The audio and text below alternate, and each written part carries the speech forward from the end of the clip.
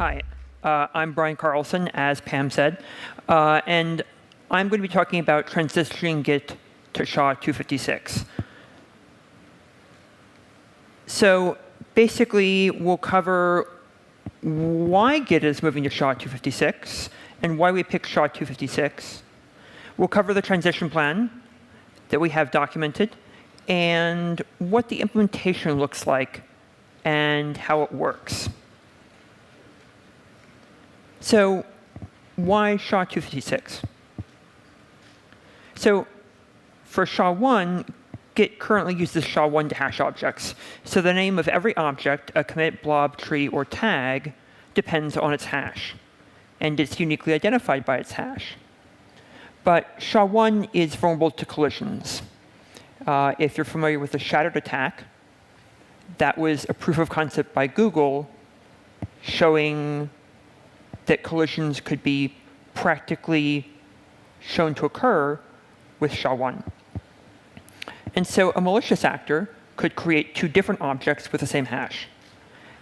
And the attack requires lots of resources. The shattered attack required years of CPU time, but attacks only get better. So we'd like to do something about it before we have a problem.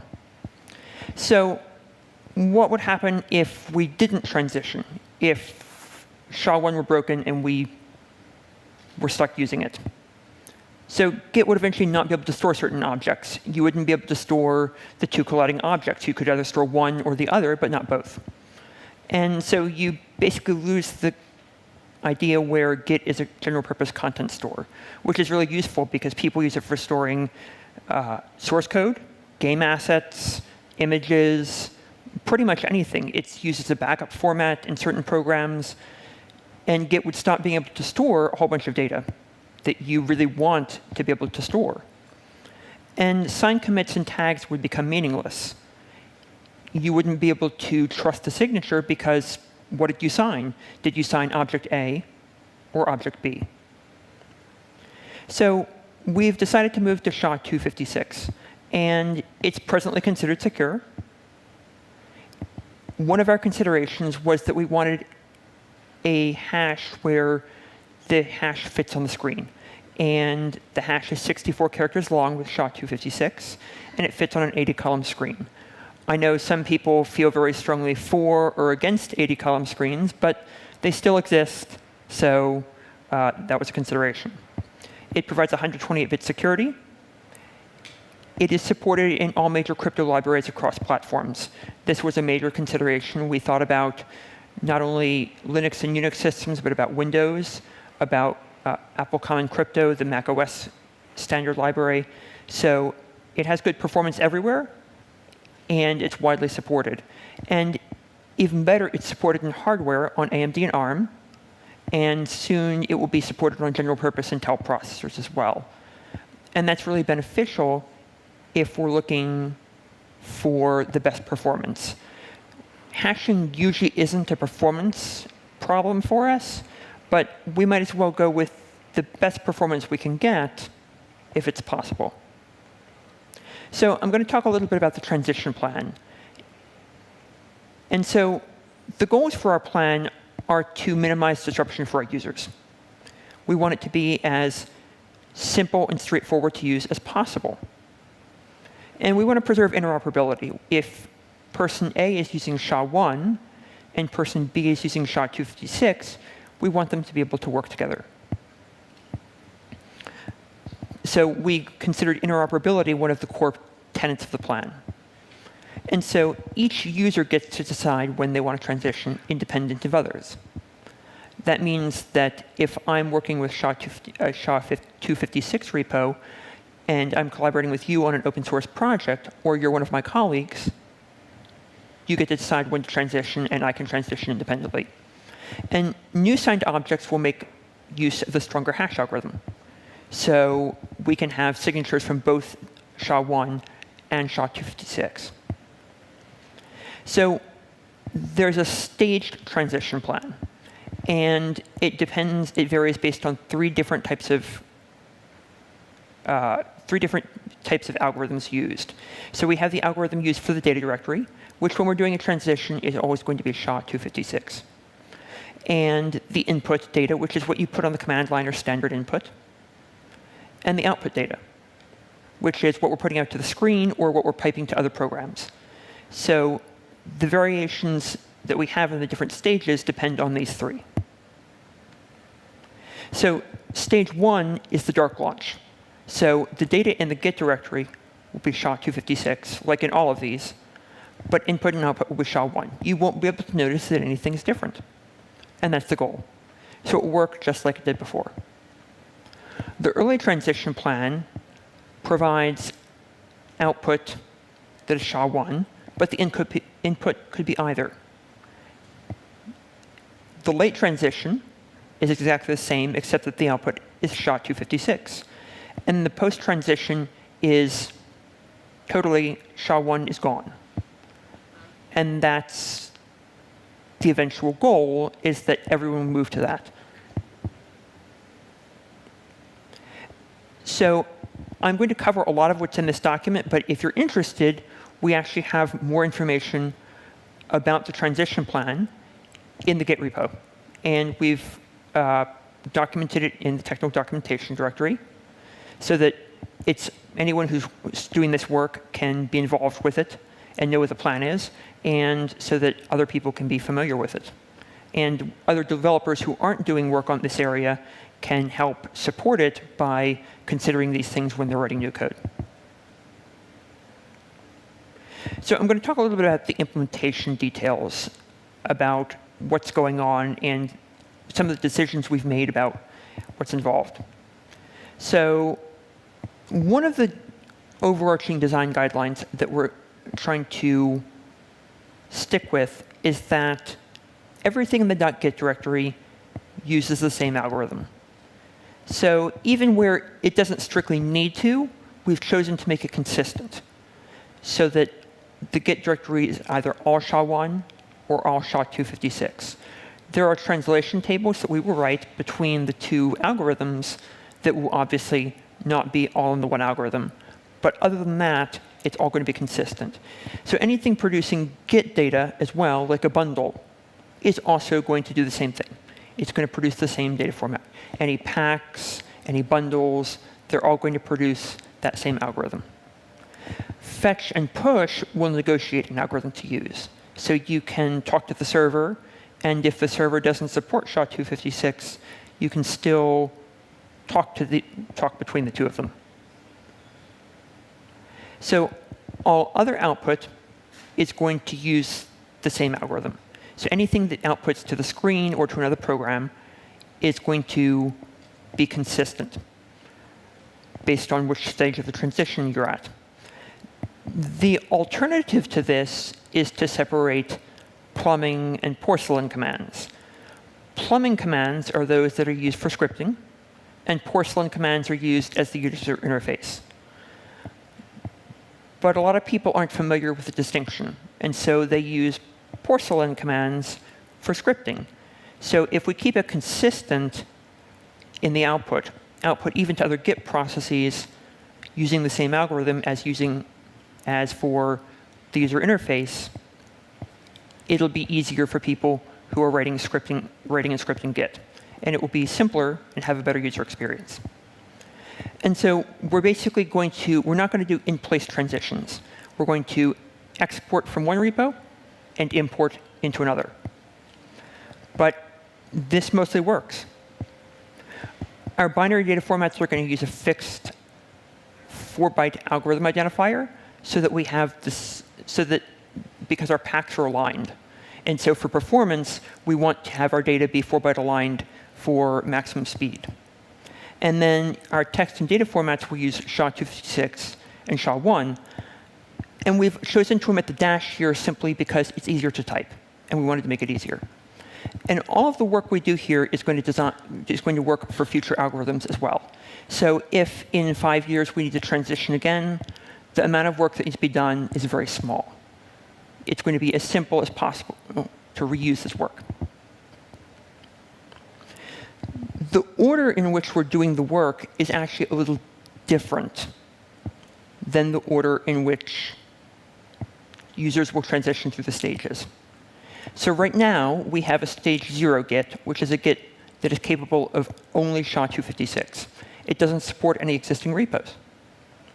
We also have a stage 4 Git, which is a Git that can do either one. But the repo is either all of one or all the other. The next step we're going to implement is Git being capable of a per-repository algorithm, but it can talk to the other. So if you have a server that hasn't been upgraded yet, or if you're on an older client, they'll be able to interoperate. And then we're going to let Git specify the output algorithm, and then finally the input algorithm, at which point we'll have all of the stages complete. So these are some of the things that we've had to do in order to do the transition. So we have the Git code base has had an extraordinarily large number of 20 and 40-based constants. And it's not just 20 and 40, but for example, shallow headers contain 48. So we've transitioned all of those constants into fixed constants, magic constant values, and using a structure to abstract away our objects. So it's easier to replace. This means that all of the code just works when we upgrade.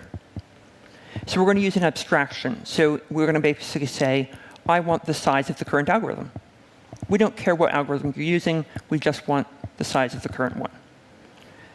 And this abstraction lets us do that very easily. Also, there's things like empty trees and empty blobs that we want that have fixed values that we need to look up. So we need to support signatures because people sign tags and commits. And we need to support signing in both algorithms so that people using older Git can verify and people using newer Git can verify with a stronger algorithm. We're going to implement fetch and push support between the two algorithms and among a single algorithm.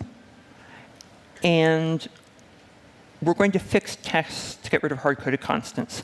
There are a large number of tests that have simply hard-coded hash values in them. And so we've moved to computing those values. If I want the hash for 2 commits ago, I ask for look up the hash for 2 commits ago. I don't hard-code the value anymore. And this makes it a lot faster to develop new algorithms. It makes it a lot simpler to realize what it is exactly you're looking for in the test. It's easier to read and write as well. So these refactors have readability and usability improvements for developers. And then we're going to replace the current pack index version with version 3, which will allow us to look up versions in the same version for SHA-1 and SHA-256 efficiently. And then we have general bug fixing. We have some code that just relied incidentally on the behavior of SHA-1 and actually has a bug and it's broken, but we didn't notice. So there's going to be some general bug fixing as well.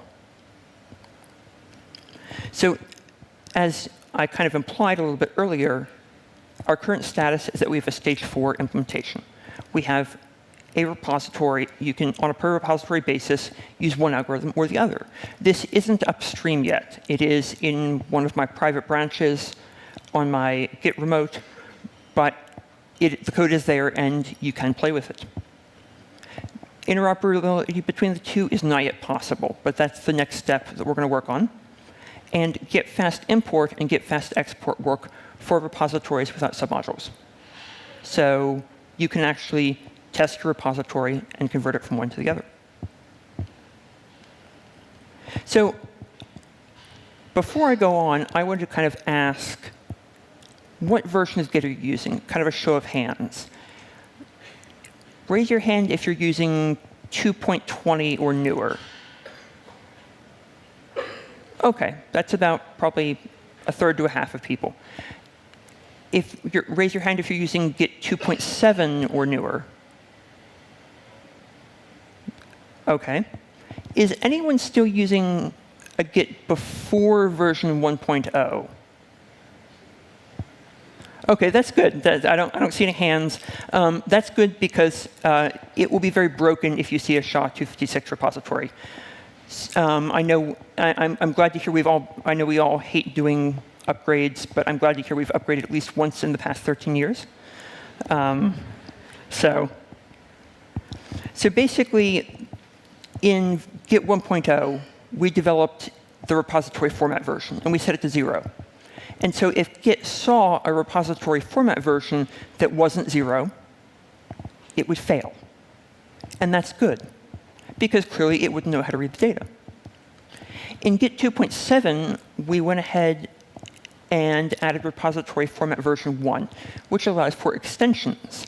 And so now if Git sees an extension it doesn't understand, it will fail. So the way we basically handle this situation is we say the core repository format version is 1, so we can turn extensions on. And the object format extension is SHA-256. And that's enough to tell us that our repo is in SHA-256. We can also set the compat object format to SHA-1, and that basically means I want you to build tables for SHA-1. I want you to support backwards compatibility. And so older Gits that don't know about these extensions or about the new format version will just fail. And that's really what we want. It's better than silently corrupting your data, because nobody really wants that. But it does mean that your git config file becomes a lot more important, because if you delete it, then your repository is going to look very broken. So we're going to spend a little bit of time seeing if we can improve it such that if you delete your git config file, we don't silently eat your data. So the way we're going to store multiple algorithms is we're going to store the objects in the packed files and the loose objects in the SHA-256 form. And we're going to do on-the-fly translation of new objects and new packs. So if you're talking over the network to another algorithm, if you're writing a new object, we will compute it in both forms. The loose objects will have a lookup table. So if we already have the object, it's very fast. We look it up in the lookup table. The pack index v3 will store both algorithms in separate lookup tables, such that we say, this one is the fourth object in this algorithm, so it's the fourth object in the other algorithm. And it's very fast and efficient to look up. And we want it to perform as well as possible, because people have a large number of repositories that are very large. And we have to consider performance as a primary characteristic. So for specifying revisions, if you're using stage 2 or stage 3, you can just write your short hash, and Git will figure it out on its own. If it's ambiguous, Git will ask you to resolve the ambiguity.